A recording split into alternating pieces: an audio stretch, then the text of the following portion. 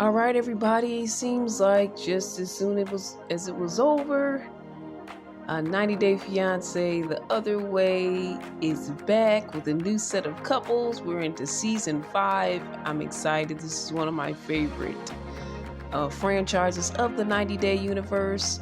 First of all, I'm looking on the site. They're sharing the new couples so that I can kind of tell you guys briefly about the new couples. Some haven't been revealed yet because it's only been the first episode as I'm recording this. But let's get into some of these couples. Kenny and Armando are back from a previous season, and we have more to come. But Kenny and Armando were trying to recap on the recent episode. They're trying to get a child, and they were trying to possibly move to Mexico, but Armando really doesn't want to go to the big city, so that's their big dilemma at this point. Brendan and Mary, to me, have probably one of the most toxic relationships. They're both 23. Brendan is from Oregon and Mary is from the Philippines. I didn't want to get into them right away, but yeah, I'm clicking on here now and browsing through, so they came up, so I have to get into them. But their relationship is very toxic, and it seems like his family is blaming Mary a lot, but Mary is saying he's really the one that's the most toxic. And why is it toxic? They have extreme trust issues. They've been hurt in the past. They've carried that baggage on to their new relationship, and all they do is stay on video chat 24/7. So in this day and age, it's showing young people and people in general, hey, you don't have to trust each other. You just have to use technology to keep checks on each other constantly, so you'll know each other's not cheating. And this is supposed to be their answer to happiness and having a good relationship. But another thing that was really toxic on Brandon's side is that he was jealous of her modeling, jealous of her dancing. She was in school, in college, dancing, and was on a dancing scholarship. She lost that because he said he didn't want her to dance anymore. So she's losing some of her dreams and her career goals and possibilities for her life because of his jealousy. Now, with the modeling, I kind of saw some of the pictures were a little bit, she was scantily clad, and understandable on some level that he would be jealous of that type of thing. But if she's dancing for school functions within the school and college, it's not like she's exotic dancing. So him being jealous of that really doesn't make any sense. And then with the modeling again, she can choose her modeling jobs if he's uncomfortable and she's okay with it. Because a lot of us today say, I can do what I want, I can show my body, this is my life, my body, I'm married, I might have some kids, but this is my body and I can do what I want. Now for me, I don't totally agree with that. I don't disagree completely, but I don't totally agree, especially if you have a significant other as well. You want to try to do a compromise so that you both can be happy. So when it comes to the modeling, I'm thinking, she can pick and choose her jobs. And they don't have to be sexy jobs for the modeling part. They can just be something in the middle of the road. They can be fun shoots. So she wouldn't have to completely give up her modeling goals.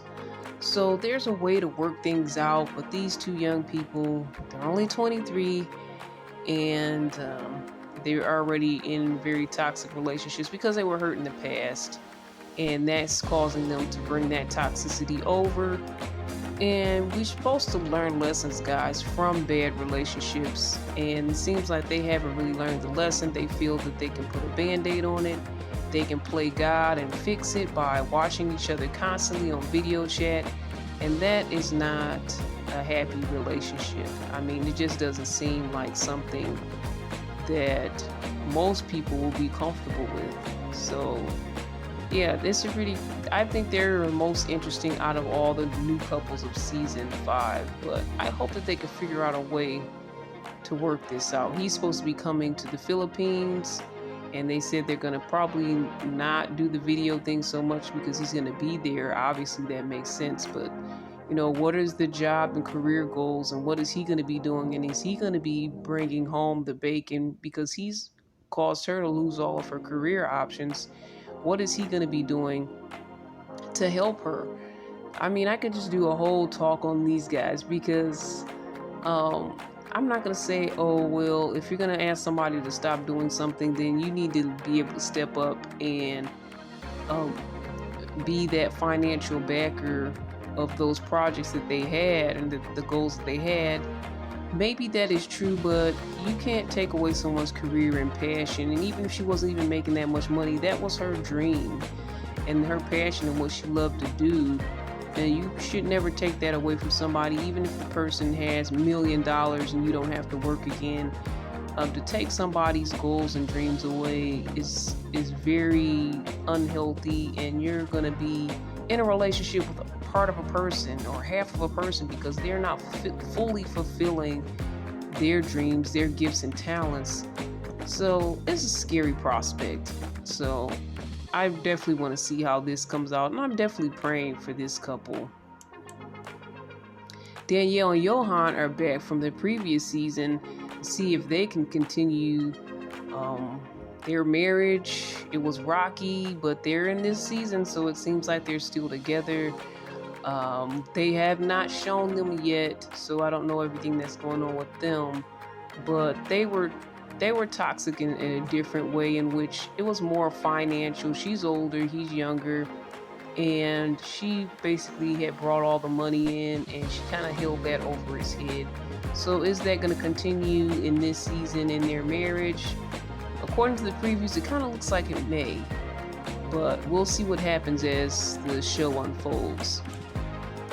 We have Holly and Wayne. Very interesting because I've also been talking about 90 Day Before the 90 Days, and there was a religious couple, Catholic couple. So we have Holly and Wayne here, and they are both, I think, Jehovah's Witness, but they're not practicing at this time. Holly has extremely long hair. It looks like she never cut her hair in her life. It looks like it's about down to her feet, if not down to her feet. She's been in 2 marriages that failed, very short-lived. I'm not sure everything that Wayne has been through when it comes to marriage and relationships, but he's from South Africa and Holly is from Utah. 40 and 44. She's a little bit older woman, but the age difference is not huge. But in their belief, they need a chaperone. So as she's going to go visit him in South Africa, her mother's going to come chaperone the relationship. They've decided to, I guess until they marry, they decided to wait to have sex before marriage. In this relationship, they're not virgins previously, but in this relationship, they wanted to wait and to kind of follow their Jehovah's Witness beliefs. And I don't know a whole lot about Jehovah's Witness beliefs. I know that a lot of times we talk about them knocking at people's doors and all of that stuff, but I'm not fully in tune with their beliefs. So it'll be interesting as we can see more unfold with them, if they'll share more about what their belief system is about. I find it very interesting with the other couple on before the 90 days, that they're both staunch Catholics, and I don't know, I know Catholic and Protestant, they're not the same. I do know there's some, of course, belief in the Bible, but I don't know all of the practices of the Catholic faith either. So I find that to be interesting. Religion and love and relationships together. Of course, our podcast is Faith, Love, and Trends. So faith and love are definitely a big interest to me. So I'd like to see how their relationship unfolds. They're both 2 very quirky, different types of people. Well, he's a plumber, I think, he's a plumber, and he's very successful, it seems, in his country. But she's very quirky, very different. I'd just like to see how these 2 come together and combine, as they both share the same faith as being a Jehovah's Witness. And we talked about Kenny and Armando are back, and Armando already had a daughter, and he wants Kenny to adopt another child, and Kenny's like, I'm 60, Armando's 34, I don't know if I want to do that part. And then Kenny wants Armando to move to Mexico City, which is a fast-paced city, unlike where they were living before, where everything is slowed down in a small town. So that's their issues. Their issues to me don't seem very huge. So, but we'll see how things go with them. Tezausi. I'm sorry, guys. This is the first time I'm reading these people's names. I apologize. Tejaswi is 33 from India, and Kimberly is 30 from Alabama. So that kind of tells you the difference between these two people here, where they're from. Kirsten and Julio. I love Kirsten and Julio. The thing with Julio, he's a DJ. I relate to that. I've done DJ work at a Christian radio station for many years. I'm not your party style DJ. He's more of the party style DJ, but I can relate. And for the love of music, I love all types of music, right? But he comes from, he's 27 from New York, and Kirsten's from the Netherlands, and she's 24. But originally, Julio comes from, I think, a Hispanic country. Him and his mother traveled to America because someone wanted to marry her that was from America. And she didn't want to leave her son behind, of course, so they went together. But he had a horrible time in the beginning learning the language. I think he was probably a young kid, but he was probably old enough to be set in his ways. So maybe he was in elementary school and he was having an extremely hard time learning the language and just didn't feel like he fit in. I still think the way he acts now and how he appears to want to move to the Netherlands to be with Kirsten, not only because he loves her, but he likes the country and the setup of the country. And he also said European countries appeal to him because it's a more balanced work life type of society, which sounds great to me. But he's gonna leave his mom, and he just told her that, and she was crying. And yes, I have a lot of spoilers here, so this is a review, guys. So that's kind of sad, but he said he does have to live his life, which is understandable.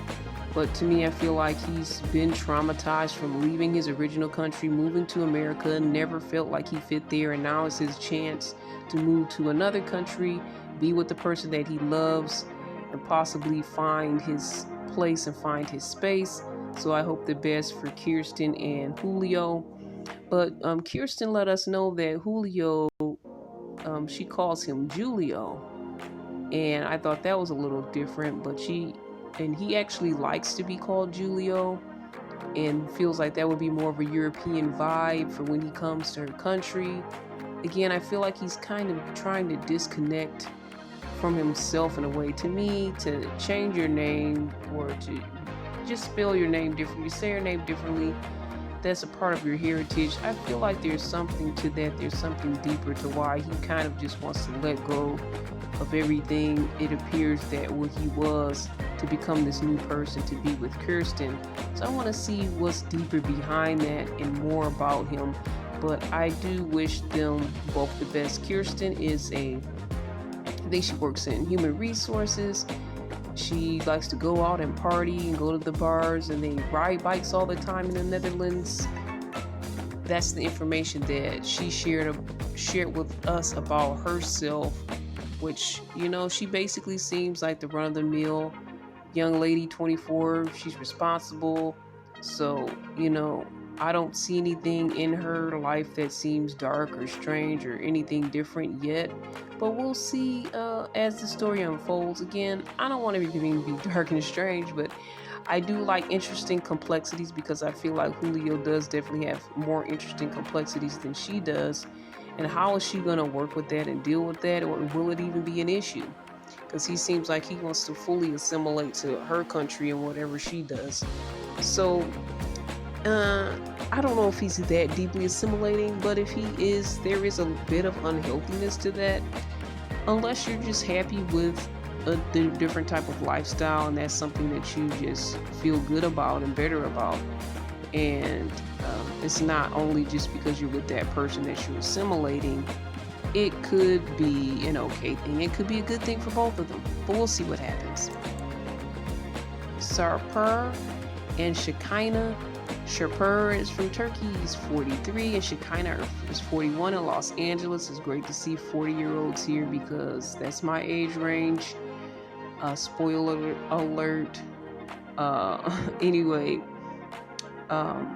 this couple has not appeared yet, but they both look like they come from, like, he's from Turkey, she's from LA, but they look like they can be in a Latino or Latin soap opera. They look both very beautiful and sultry in this picture. We're gonna see more about who these people are about or what they're about as the show unfolds. So that's it. That was pretty exciting, and I want to see what happens with these couples. My main couple that I'm really looking at this point that is most interesting to me, I'm going to go back through here, is Brandon and Mary. Danielle and Johan are still interesting to me. Holly and Wayne, also very interesting. And Kirsten and Julio, those are my top 3 couples at this moment in time. Things may change as they reveal more couples and we see more. And excuse my phone notifications if you guys hear it. But yeah, I'm excited to see what's next. What are you guys' thoughts on the new season? You can always drop something in the comments, or you can email me anytime. Check out our podcast where you can also hear episodes of CBiz Media, Faith, Love, and Trends with me here, Irene. Again, my email is cbiztv@yahoo.com.